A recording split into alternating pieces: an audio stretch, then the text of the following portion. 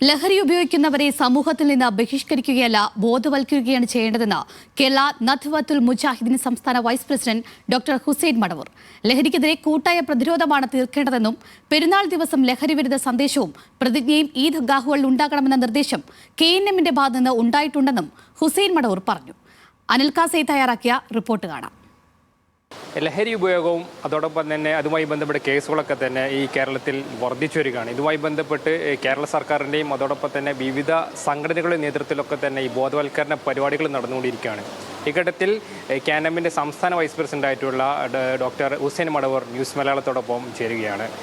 നമുക്കറിയാം, ഇപ്പോൾ നിലവിൽ ഈ ലഹരിയുമായി ബന്ധപ്പെട്ട കേസുകളൊക്കെ തന്നെ വലിയ രീതിയിൽ വർദ്ധിച്ചുകൊണ്ടിരിക്കുകയാണ്. ഇപ്പം ഈ മഹല്ലുകൾ കേന്ദ്രീകരിച്ച് മുസ്ലിം സംഘടനകളുടെ നേതൃത്വത്തിൽ മഹല്ലുകൾ കേന്ദ്രീകരിച്ച് ഈ ക്യാമ്പയിനുകളൊക്കെ നടക്കുന്നുണ്ട്. അപ്പം ചില മഹല്ലുകളൊക്കെ തന്നെ ഈ ലഹരി ഉപയോഗിക്കുന്നവരെ മഹലിൽ നിന്ന് വിലക്കണമെന്നുള്ള തീരുമാനമൊക്കെ എടുത്തിട്ടുണ്ട്. പക്ഷേ അത് ഒരു ദീർഘകാലാടിസ്ഥാനത്തിൽ അത് ദോഷമല്ല അത് ചെയ്യുക. ഈ ലഹരിക്കെതിരെയുള്ള പ്രവർത്തനം ഒരു മഹല്ല് കേന്ദ്രീകരിച്ച് മാത്രമല്ല, ഒരു പ്രദേശത്തെ മുഴുവൻ ആളുകളും വ്യത്യസ്ത മതങ്ങളിൽപ്പെട്ട വ്യത്യസ്ത രാഷ്ട്രീയ പ്രസ്ഥാനങ്ങളിൽപ്പെട്ട എല്ലാ ആളുകളും ഒന്നിച്ച് ചെയ്യണം. അപ്പോൾ അത് ഒറ്റക്കുമാവാം, കൂട്ടമായിട്ടുമാവാം. അപ്പം മുസ്ലിം സംഘടനകളെ എല്ലാ സംഘടനകളും ലഹരിക്കെതിരെ സജീവമായി രംഗത്തുണ്ട്. അതിന് കാരണം ഇസ്ലാമികമായി ലഹരി പദാർത്ഥങ്ങൾ നിഷിദ്ധമാണെന്നുള്ളതാണ്. അതിപ്പോൾ പറയുന്ന ഈ ലഹരി മാത്രമല്ല, ലഹരി തന്നെയാണ് മദ്യവും വിദേശ മദ്യവും ഒക്കെ. പക്ഷേ സർക്കാർ ശ്രദ്ധിക്കാത്ത ഒരു കാര്യം, അല്ലെങ്കിൽ അവഗണിക്കുന്ന ഒരു കാര്യം, മദ്യവ്യാപനം അത് തടയാൻ സർക്കാർ ഒന്നും ചെയ്യുന്നില്ല. പുതിയ പുതിയ മദ്യഷാപ്പുകൾ ഉണ്ടാകുന്നു. മദ്യത്തിൽ നിന്നാണ് ഈ മയക്കുമരുന്നിലേക്ക് വരുന്നത്. അപ്പോൾ അതിനെതിരെയുള്ള ശക്തമായ ബോധവൽക്കരണമാണ് വേണ്ടത്. ഈ ചെറിയ പെരുന്നാളുമായി ബന്ധപ്പെട്ട് KNMന്റെ നേതൃത്വത്തിൽ ഏതെങ്കിലും തരത്തിൽ നിർദ്ദേശം കിട്ടിയിട്ടുണ്ട്? അതായത് ഈ പെരുന്നാൾ ദിനത്തോടനുബന്ധം ഏതെങ്കിലും തരത്തിൽ സന്ദേശങ്ങൾ കൊടുക്കണം എന്നുള്ള തരത്തിലുള്ള ഒരു നിർദ്ദേശം KNMന്റെ ഭാഗത്തു നിന്ന് ഉണ്ടായിട്ടുണ്ട്? അതുകൊണ്ട് KNMന്റെ സംസ്ഥാന പ്രസിഡന്റ് തന്നെ എല്ലാ ഈദ്ഗാഹുകളിലും ലഹരി വിരുദ്ധ പ്രതിജ്ഞ ചെയ്യാൻ വേണ്ടി ആഹ്വാനം ചെയ്തിട്ടുണ്ട്. അതോടൊപ്പം തന്നെ ഇപ്പം മുൻ മന്ത്രിയായിട്ടുള്ള KT ജലീലിൻ്റെ ഒരു പരാമർശം ഉണ്ടായിരുന്നു. മദ്രസകളിൽ പഠിച്ചവർ ലഹരി ഉപയോഗവും അതിൻ്റെ കേസുകളിലൊക്കെ പെടുന്നൊരു കാര്യം KT ജലീൽ പറഞ്ഞിരുന്നു. അത് കണക്കുകളുടെ അടിസ്ഥാനത്തിലാണെന്ന് അദ്ദേഹം പറയുന്നത്. ഈ വിഷയത്തിൽ എന്താണ് അദ്ദേഹത്തിൻ്റെ പ്രതികരണം? അല്ല, അതിപ്പോൾ ഞാൻ പറയാം. എനിക്ക് പറയാൻ സാധിക്കും, സ്കൂളിൽ പഠിച്ച ആളുകളാണ് ഇതൊക്കെയെന്ന്, കോളേജുകളിൽ പഠിച്ച ആളുകളാണ് എന്ന് പറയാൻ പറ്റും. ജീവിതത്തിൻ്റെ ഒരു ഘട്ടത്തിൽ എവിടെ ആയിരുന്നു എന്നത് നോക്കിയിട്ടല്ലല്ലോ പറയാം. അദ്ദേഹം അത് പറയുന്നത് അദ്ദേഹം ജീവിക്കുന്ന പ്രദേശത്ത് മുസ്ലിങ്ങൾ കൂടുതലുണ്ട്. അപ്പം പ്രാദേശിക എഡിഷനിൽ വരുന്ന വാർത്തകളൊക്കെ വെച്ച് നോക്കുമ്പോൾ അങ്ങനെ ഉണ്ടാവും. അത് അദ്ദേഹം ഒരു വേദനയിൽ നിന്നോ സങ്കടത്തിൽ നിന്നോ സമുദായത്തിൻ്റെ ഉള്ളിൽ പറഞ്ഞൊരു കാര്യമാണ്. അങ്ങനെ പലരും പറയാറുണ്ട്, നമ്മൾ കൂടുതൽ മെച്ചപ്പെടണം, നമ്മുടെ ആളുകൾ കൂടുതൽ നന്നാവണം. അത്രേ അതിന് അർത്ഥമുള്ളൂ എന്നാണ് ഞാൻ മനസ്സിലാക്കുന്നത്. ഏതായാലും ലഹരിയുമായി ബന്ധപ്പെട്ടൊക്കെ തന്നെ KNMന്റെ ഭാഗത്ത് നിന്നും ഈ ചെറിയ പെരുന്നാൾ ദിനത്തിൽ വലിയ രീതിയിലുള്ള ക്യാമ്പയിനുകൾ ഏറ്റെടുക്കാൻ തീരുമാനിച്ചിട്ടുള്ള കാര്യമാണ് KNMന്റെ സംസ്ഥാന വൈസ് പ്രസിഡന്റ് കൂടിയായിട്ട് ഡോക്ടർ ഹുസൈൻ മടവൂർ നമ്മളൊപ്പം ന്യൂസ് മലയാളത്തോടൊപ്പം പറഞ്ഞിട്ടുള്ളത്.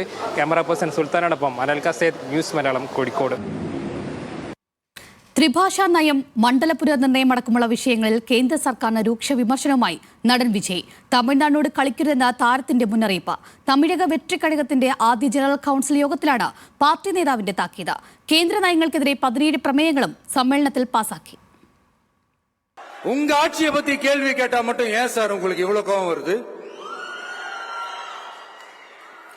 நீங்க ஒழுங்கா ஆட்சி நடத்திருந்தீங்கன்னா பெண்கள் பாதுகாப்பு ஒழுங்கா இருந்திருக்கும், சட்டம் ஒழுங்கு சரியா இருந்திருக்கும்.